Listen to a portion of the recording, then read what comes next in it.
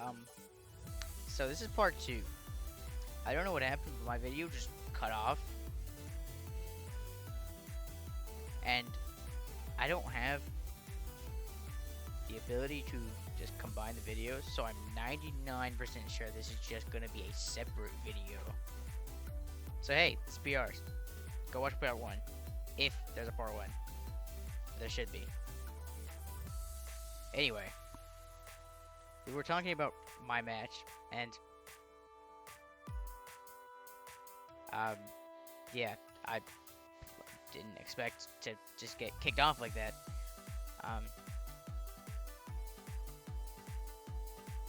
Yeah, okay, anyway, came down to a 50-50 roll, died, etc., etc. There's not much else to say. Number 9, Dashing Septile. This pissed me off. Well, okay, it didn't actually piss me off, but this was the most. I hated having to put him up here because if he lost this match, he genuinely would have been. He might have been 16. He genuinely might have been. Cause I just don't think he played this very well. His opponent was, who was it?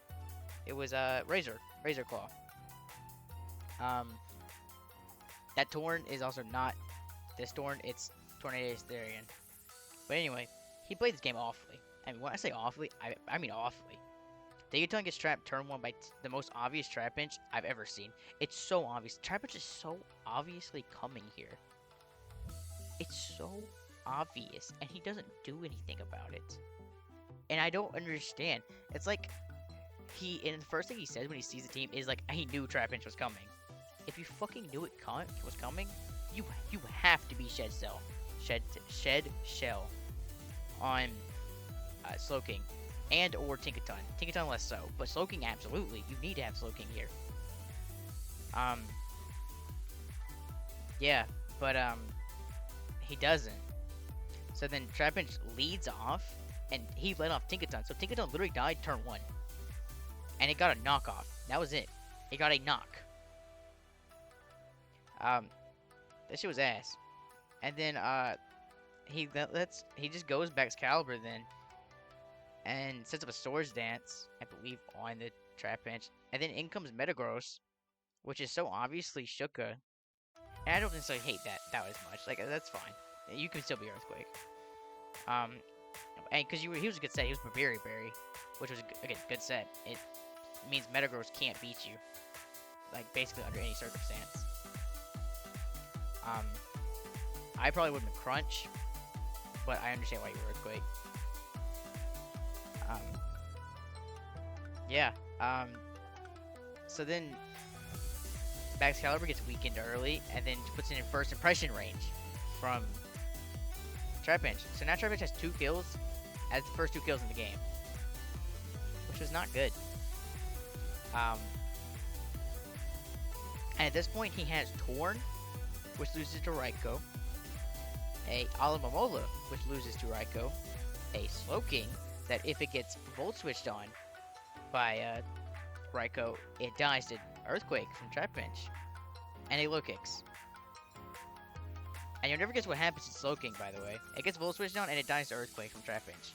You had to be or not Shukaberry. You could have been Shukaberry, but Shuka's not even good here. Just be Shed Shell. Just be Shed Shell. Shed Shell was the most obvious bring ever because Trapinch was so obvious. Like, it wasn't.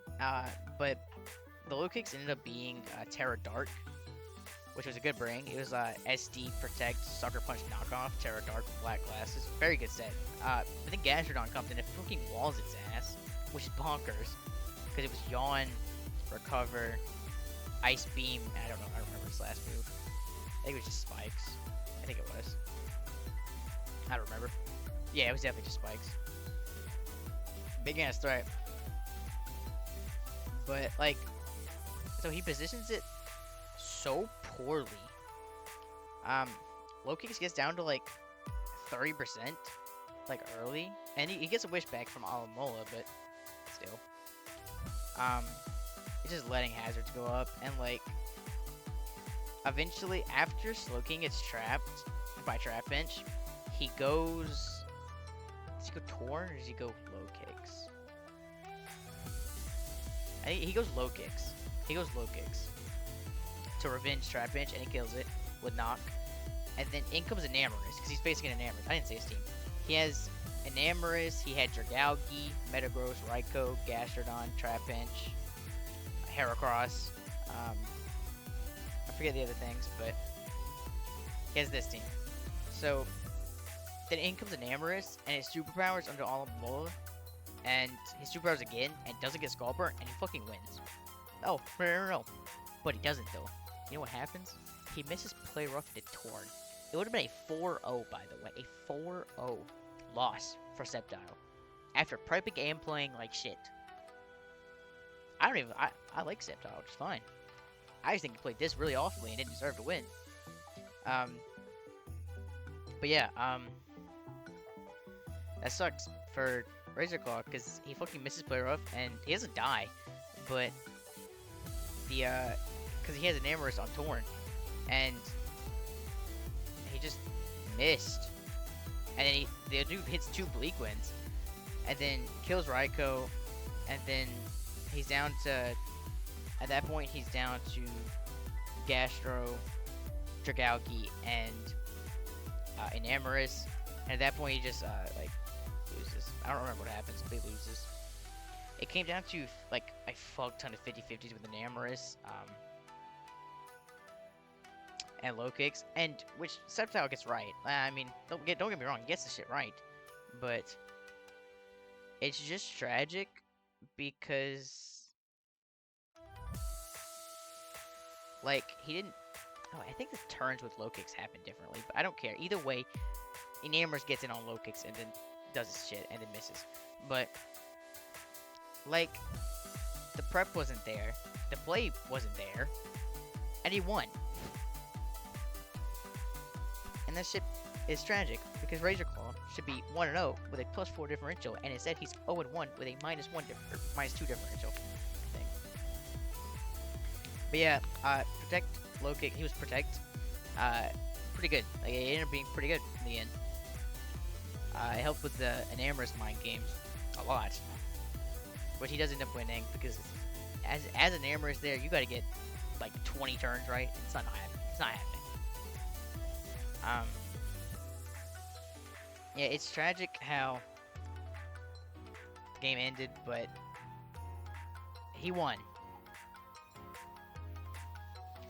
Anyway, we have Muffin next, which he's the winner of the meme match, or not the meme match. It wasn't a meme match, but just of the disconnected match. And I already went over it for the most part. I went over it. Fuck, I went over it in the other video. Yeah. Damn it, bro. Everything's in the other video, so I have to, like, actually go over things. I'll just tell you go back. Though, his opponent was... Who the fuck is Superior? They brought Superior. It was ass.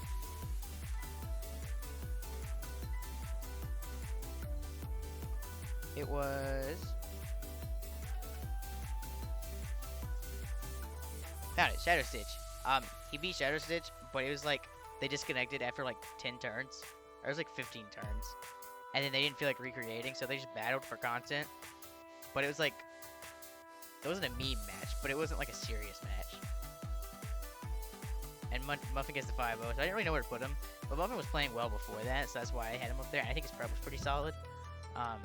Sneasel was a set I didn't expect. It was Unburdened. But I just expected Poison Touch because he had Donphan, and he didn't even have close combat. He was Throat Chop, Acrobatics, and I forget his last move. He was Throat Chop, Acrobatics, Dire Claw. Not even Gunk Shot, because he was facing a Weezing, which walls like half the team. But the issue is, it can't wall everything. Like if it takes damage from like Crook getting knocked off, getting a knockoff, and like Arch Aladon always beats it. So. He had a pretty cool team, but he also brings like double Assault Vest into like Serp, Jolteon, Zoroark, Samurai. Samurai doesn't matter, but Latios, Tran, like double solve vest into a lot of special attackers. Basically, is what he brought there, and it was very good. I think it would have been very good, but again, I don't have much to base it off of. He was making solid plays early game, but like there's not much to base it off of. I didn't want to base it off of a fake match, so here's Razor Claw. I just talked about it. I don't know if Razor Claw is watching, but if you're watching it, you fucking deserve to win. That's it. So I have him above Serp, not Serp. I have him above Sceptile because I just simply think he played better. Like, just because one guy's luckier than the other doesn't mean he's better. And that's what it came down to in the end. I just don't think Sceptile played well. I don't think he prepped well. And I think Razor Claw did. I think he did. His entire game plan was like he had nothing for Slow King on this Enamor. It's not like it was Earth Power last move. No, he was Play Rough, Super Power, Tailwind, Protect. He could not touch the Slow King. His entire game plan was just trapping it with Trap Bench, which would have worked. It would have worked. Well, it did work, but the Enamor's misses Play Rough. Though the one thing I was gonna say was that Enamor should have been Protect. So, if it was Protect, it won in the end. So that's obviously bad. In terms of Pokemon he brought, I think he brought everything right. Like, the only thing maybe was Dragaugi. Dragaugi was the only one I was like, okay, you might not bring. Because, like, Dragaugi doesn't really do much. It helps with Torn a little bit. Like, it helps with, like, Alomomola. And, like, he has a Mienshao also. I'm not... No, he does. He has a Mienshao too, which helps. Like, it helps with a couple things. It doesn't really do much, though. I figured, like, a Incineroar could have been useful. Esper could have been, like... Ultimately, it's like, I understand. The low kicks didn't even have coverage for Incineroar, so if he brought Incineroar, it would have been over. But he didn't, so good call. Yeah, like... He prepped. His Gastrodon beat low kicks. Enamorous was set up to win. A misplay rough. Raikou was a very good set. I don't know, there's not much to say. Like, he got robbed. He played better. He prepped better. He should be, like, if he had won this game, he probably would have been number 1, probably. Especially if he won the game 4-0. Like, it definitely would have been. And Sceptile would have been lower, obviously, just because power ranking shit. But Razor Claw would probably be number 1 if he hit Play Rough. So it's not like I can't cut him down that much. So that's what it boils down to. He played well. He prepped well. He deserved to win. Muffin. We already went over. Wait, I go backwards.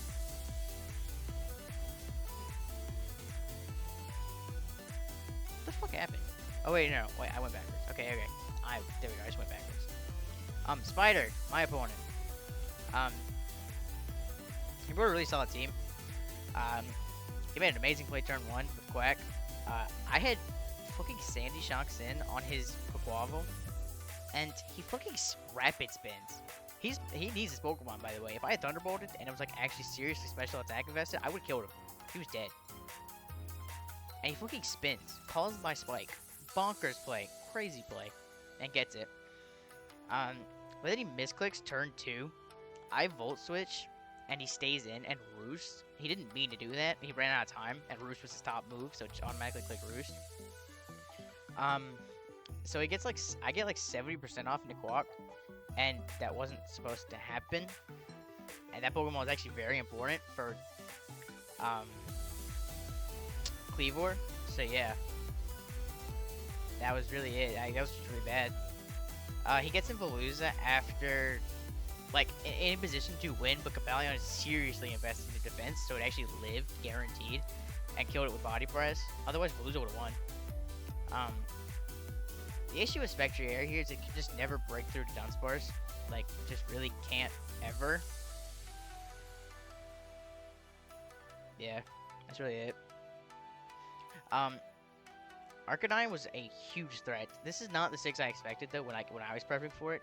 I expected Orthworm and Cyclozar instead of Arcanine Veluza. I thought he wouldn't bring Arcanine. I don't know why. That Pokemon's very good into my team. I just was like, I have a lot of things that outspeed it. So I was like, maybe he won't bring it. He brought it. And it won in the game. But Spec Stun was a huge bring. And it, like, really... Like, I think that plus Arcanine really won him the game. Really just Stun, though. Stun was the biggest thing. Yeah, like, Stun was just the biggest thing. He was, Specs. And just couldn't figure out the item. I assumed Scarf. I assumed... Yeah, that's really it. I didn't know. To be fair, I probably should have known he was Specs. Especially, I was scared of Citrus at a point. But then even that, like, I U-turned out, put him below 50, he didn't reveal Citrus. It's so obviously Specs at that point. But then I go with, like, Sandy Shocks and sack it off. Like, I just didn't play very well around Stun. I should have just assumed its item at that point, because it's kind of obvious it was Specs. But he played very patient with his Arcanine. He didn't get it in early. He didn't want to take the hazards. He gets it in the end. Goldingo reveals Aqua Berry, but Hex into Grass Knot doesn't quite kill, and he gets it. But he wins. 2-0. 2-0. If Grass Knot killed, I won. If Hex plus Grass Knot killed, I won. It's really as simple as that. If Hex plus Grass Knot killed, I won. But I understand why he wouldn't. Just because, like, why he, what's it called? Did what he did. And, like, in the end game, why he went Arcanine. Because he didn't expect Aqua Berry. Like, what's the odds of me being Aqua Berry? In a matchup where I could beat Cassib Berry. In a matchup where I could beat Cobra Berry. In a matchup where I could even beat Sugar Berry. Probably not, but I almost was Cobra Berry. But, yeah, so ultimately he came out on top of 50-50 roll. He played very well. He didn't really mess up. His misclick, he actually misclicked into Cleavor, which was huge because it didn't reveal that he was Specs. He meant to click Sludge Wave when Windscott was in, but he clicked Thunderbolt, which was huge because it didn't reveal that he was Specs. Because Thunderbolt killed either way, and Sludge Wave would not have killed unless he was Specs into Cleavor. So it was actually huge that he misclicked there. So, yeah. He played very well. He won. Good game. Very good game. Probably good game of the week, is what I'm assuming. Into top 5, where Rank It Mike makes an appearance. I'll say that this maybe should have even been higher, but I felt like some of it was like... okay, so he brought these 6 Pokemon, you see. The black circles are the ones that he brought. And he brought like good stuff. Like Chiyu was the only Chiyu that he could have brought was that was any good was Scarf Chiyu.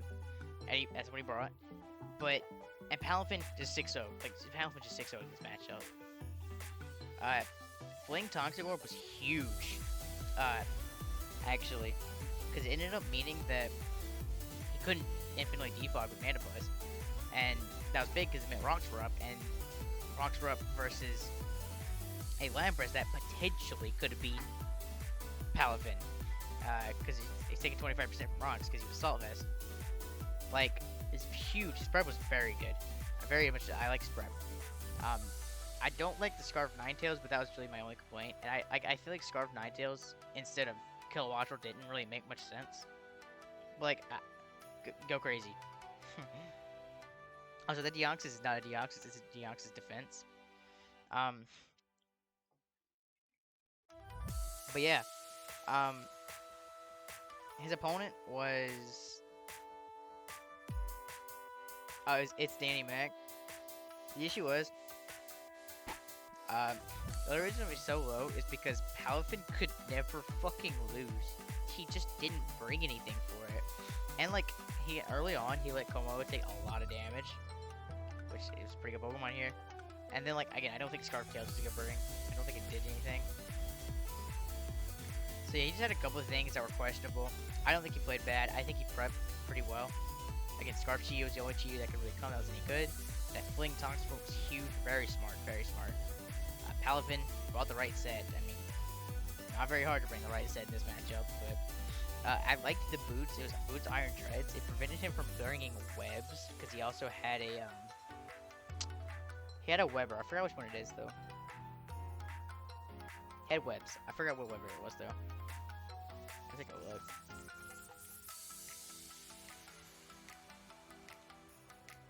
Hey, Galvantula. Hey, Galvantula, so he just didn't let Galvantula set webs either. So yeah, his prep was pretty good. Yeah, I can't really complain. He won, and it was like, he was like down 5-2 at a point, but he had Palafin.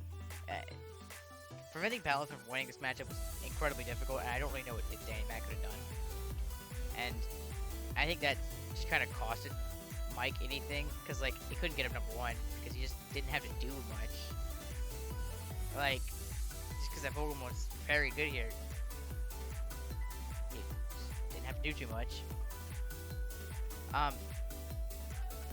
Yeah, anyway, next, number 4, Following You.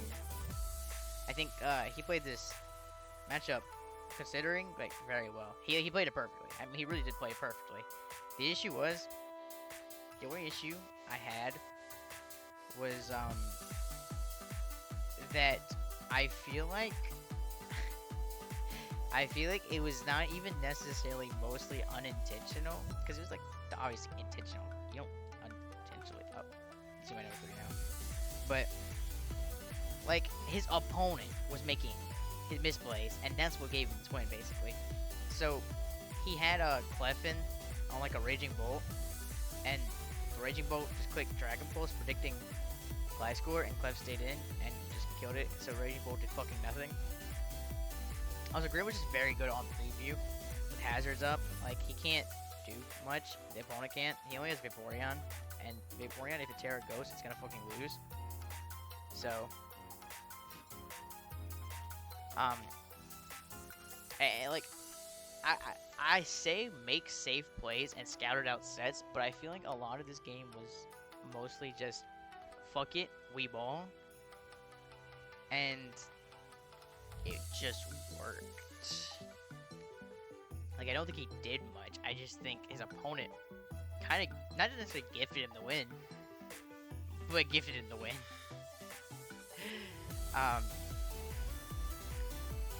don't know. Like, I just don't think he played it necessarily to the most optimal. I think he played it actually in the most optimal way, but like, I don't think he knew he was playing it in the most optimal way possible. Like, I don't think Volume's incompetent or anything. I just think that when you watch his video, it's a lot of, I don't know what this mon's gonna do, so I'm just gonna stay in. And that was really it. That was it. And Blaziken was Balloon. It killed like multiple Pokemon. He revenged with Sucker Cinderace, but at that point it was over. Like, he just played everything. He just played Pokemon. And his opponent was trying to do too much, and it really cost his opponent more than it did Volume. Like, Volume I think played it well. I just think that he got assistance, you know. That's what it boils down to. I don't think Volume played bad. I think he played good. Just, I think he had help. Lars is next. I really, like, I came into Lars' match, and I didn't really expect it to go as well as it did. Like, it was still a close game. Like, it was like a 2-0. But everything worked. Like, I don't know, like the Sun Route, Slitherwing was able to get a, like, Slitherwing was like the least useful Pokemon. Well, Gouging Fire was the least useful Pokemon, but Gouging Fire also got flinched into crit, so, and it would have killed a Pokemon if he didn't get flinched into crit. So, like, Wake had a damn good matchup. And I liked the Assault Vest too. The Assault Vest was good because he faced, I had to look. He faced Distant. Assault Vest helped with Darkrai, helped with Volcanion, it helped with Deoxys speed potentially, helps with even like Vileplume. And it helps you like live a Draco too. Like it just gave you a lot of options. But he also brought like a choice Bandit Donphan, which I didn't think would do anything. Because I thought he would just not get the plays right, because I think the plays he had to get right were pretty difficult. He has to like always catch Corv, but also can't like, if he doesn't catch Corv, it's really bad. Cause like that means he's like Stone Edge or Supercell Slam into like Annihilate and Garchomp, and that's just awful. I just didn't think he'd get the plays right, and then he didn't actually get the plays right early. But in late game, these Banded Earthquakes paired with Terra Ground, he literally won him the game. It was crazy. But yeah, like everything did its work. Like Torkoal just kept setting up the sun. Banded Rhydon won him the game. Walking Wake just killed like half his team. Meowscarada was very solid into just covering everything, really. Like, just covered everything. I don't really have an issue with that. Gouging Fire got crit, flinch crit, so I can't really base off of that. And then Walking Away got a burn into Garchomp, which is pretty big. Just made it easier to deal with. Like, the only thing I think he could have done was not bring Slitherwing and bring Florges. I think Florges just made a ton of sense, and then Darkrai, Annihilate, Garchomp, it just made sense, I thought. But, yeah, he kind of just kept setting up the sun, and then kept hitting with Walking Wake. Like, he did a very good job getting his Walking Wake in, even when it wasn't very healthy either. Like, Wake kept getting in, and it was like, after taking it took a Banded Earthquake from Volcanion, and it still was like able to get him multiple times. It still got multiple kills. Like, it was crazy. He just kept getting this Pokemon in. Yeah, I think he played it very well, all things considered. I think the only mistake he made, really, was...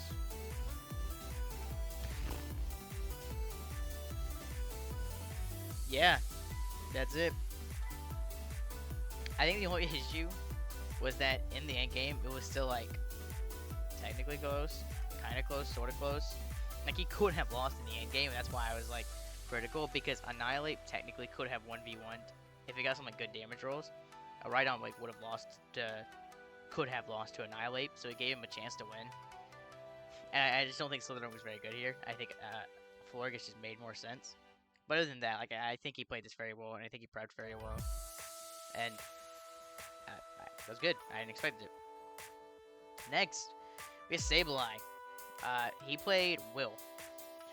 And I don't know. He just did everything right. Somehow.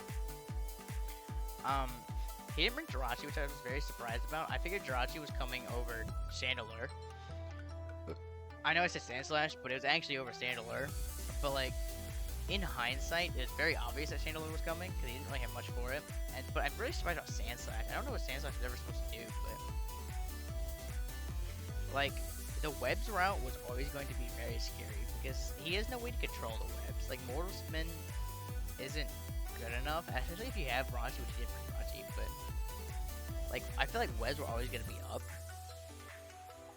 And, like... I don't know. He just made good calls in prep.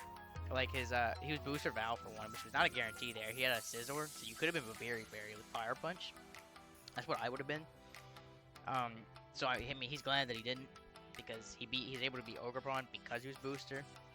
Yeah, AV Ursa Luna, he just brought the right stuff. Like, nothing was crazy. He didn't play it incredibly well. He didn't prep incredibly well. Okay, he did, but nothing was crazy. Everything was expected, but he did everything right. And I'm not gonna fault him for that. To be fair, I think, that once he killed Ogerpon, the game was, like, not necessarily over. Once he killed Landorus, it was over. But, like, this was probably like the least close 1-0 I've ever seen. Like, genuinely. Like, he didn't have a chance. When it was 3-3, he didn't have a chance. Unless it was some major choke. I think that was my biggest issue with Will. Is that this shit was 3-3 and he had no chance to win.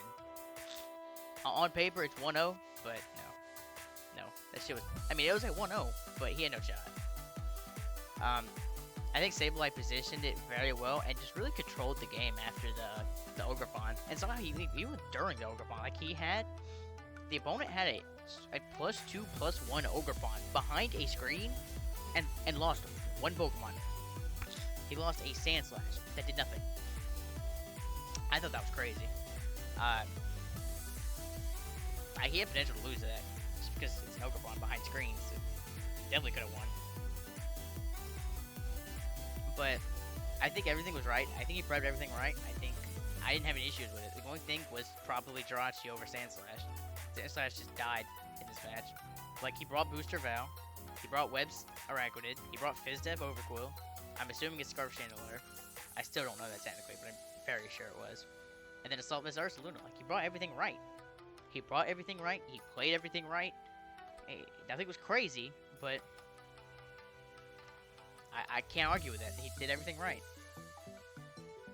So, but it just wasn't as right as Gravy was. Gravy's, I think the difference between Gravy and Sableye is, I think most people probably would have had Sableye over him, just because Gravy, like, tried to joke with Heavy Slam, but I think that Gravy positioned, and, like, in general, just played this game perfectly, like, literal perfect. Like, about his prep, I wouldn't change anything. There's nothing changed. That Landorus is Landorus T, by the way. But, like, I think the difference between Gravy and Sableye is that Sableye could have just had Jirachi. And I think that would have been, maybe had him number 1. Because I don't think, or even Glastrier, like, either one. Glastrier was a Terrabomb, was very scary for Will. But Gravy, like, Chienbao had a very good matchup, to be fair. And his opponent even had, like, Culverberry, he even had, like, Culverberry, what's it called? Necrozma, and, Yoshiberry Dragapult, but it just didn't work. It just didn't work.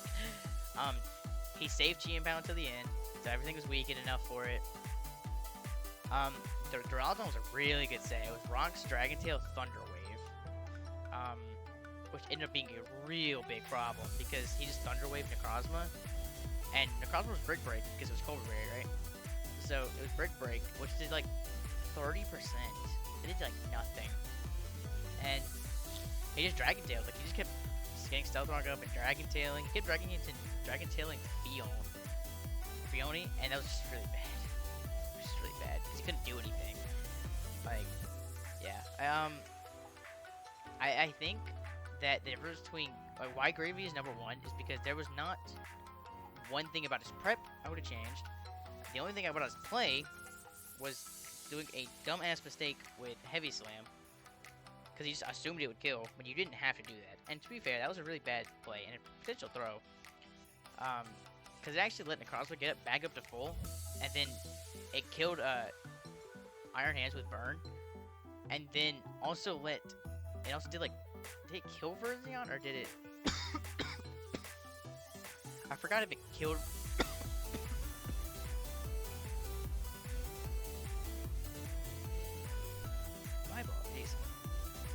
I forget if it killed Verzion or if it just weakened it like 60%. I think it weakened it 60% and then got parried on the next one. So either way. But Swallow was a really good call. Like, a surprisingly good call. It ended up being huge because it didn't let up T-Spikes, which T-Spikes would have hit not much, but it would have done enough. Like, I also just controlled Iron Moth early. I got an Earthquake off.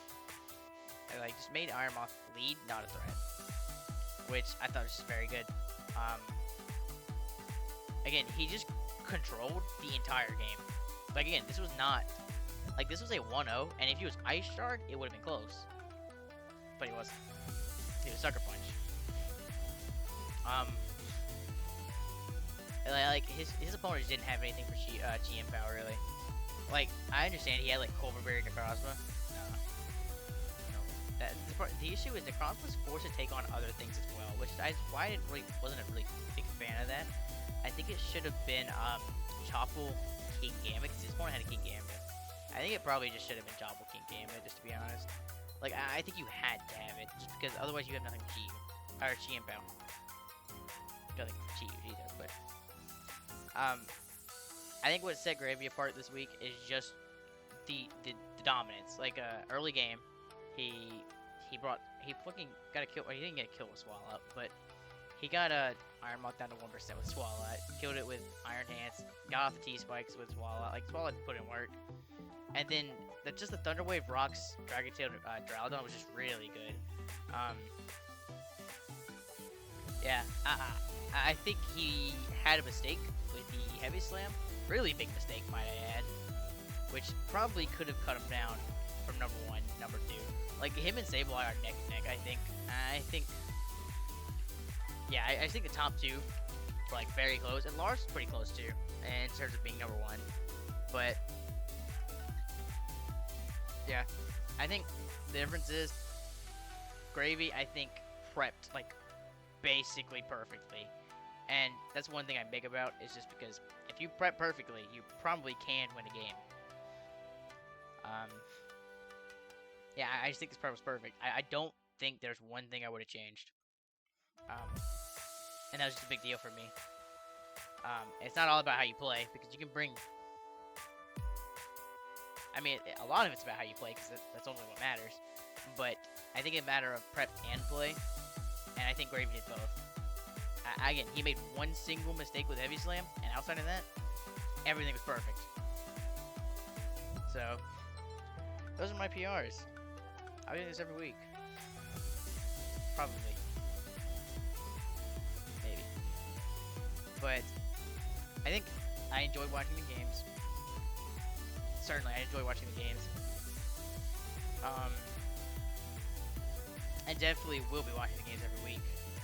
I'll be watching different people. But I do hope to see more good games. We have very good games in week 1. Pretty much all of them were good. Except, I mean, just all of them were really good. All of them were technically close. Like most, like I think we had like 4 1-0s. Like mine was a 2-0. Then we had a couple other 2-0s. Like everything was close. Except one, we had one 5-0, but that was different. So yeah. Maybe they're controversial. You can say what you think. I mean, say in the comments who think I overrated, who underrated even. And yeah, I think good job to Gravy, certainly. Good job to Lars. Good job to Gravy. Good job to Sable. I played very well, and I do expect them to keep it up.